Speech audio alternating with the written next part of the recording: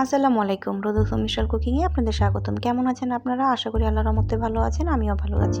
আজকে নতুন বছরের দ্বিতীয় দিন। তো আকাশটা আজকে একদম কুয়াশাময় ছিল। তো সকালের খাওয়া দাওয়া শেষ করে এখন দুপুরে রান্নায় চলে আসলাম। দুপুরে আজকে এক ডেক খিচুড়ি রান্না করব।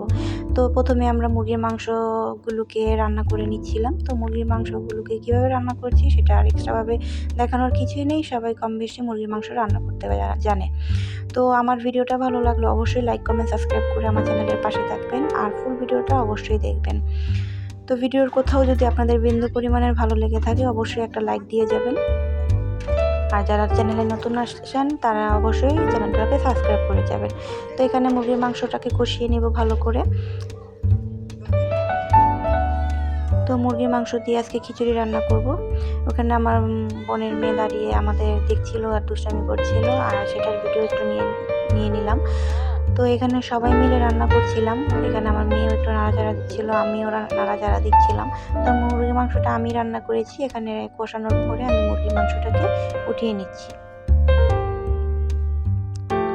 এখানে খিচুড়ির জন্য পেঁয়াজ, তেল, আদা, তেজপাতা, গরম মশলা দিয়ে পেঁয়াজটাকে ভাজা ভাজা করে নেব। আর এখানে মুরগির মাংসটাকে উঠিয়ে নিয়েছি। তো সবাই মিলে রান্না করলে রান্না সোজা হয়ে যায় এবং রান্নাও মজা হয়। এখানে সব কিছু মশলা কষিয়ে নিয়েছি আর মুগ ডালটা আগে থেকে ধোয়া ছিল, এটা আমরা এখন দিয়ে দিব। আর এই খিচুড়িটা রান্না করা হচ্ছে আমার দাদার জন্য। আমার দাদা 6 মাস আগে মারা গিয়েছে। ওনার জন্য আমরা বলেছিলাম যে বছরের শুরুতে এরকম করে রান্না করে সবাই মিলে খাবো এবং গরিব মানুষরা খাবে, তো সেজন্যই রান্না করা।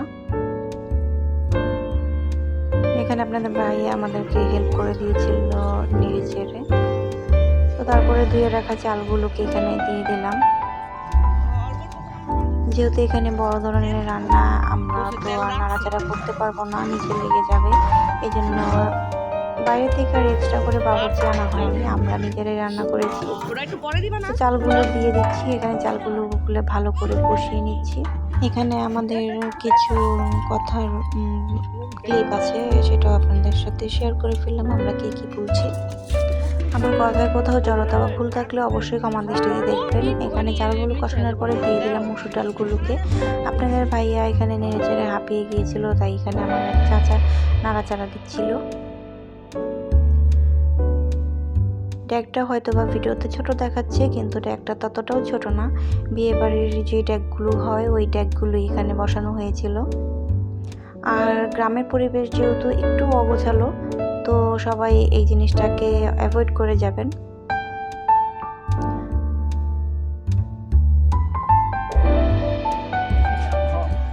ড্যাগটা একটু কাত হয়ে গিয়েছিল, এই জন্য সবাই ধরে ঠিক করে দিল সবাই মিলে। তো পরিমাণ মতো আমরা পানি দিয়ে দিচ্ছিলাম।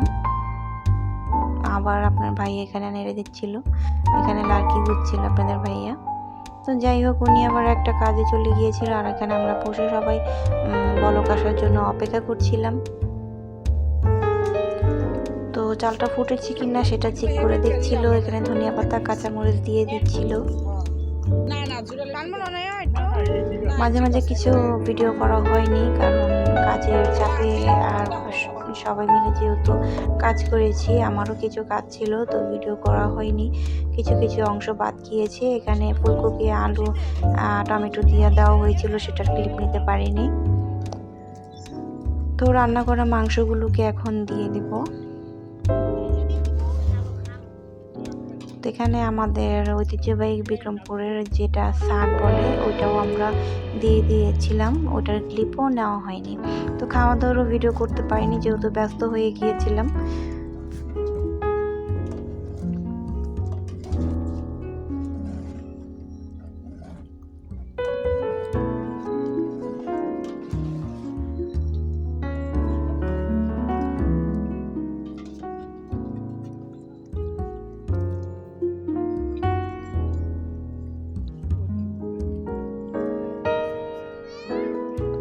তো যাই হোক, রান্না শেষে আর ভিডিও করা হয়নি।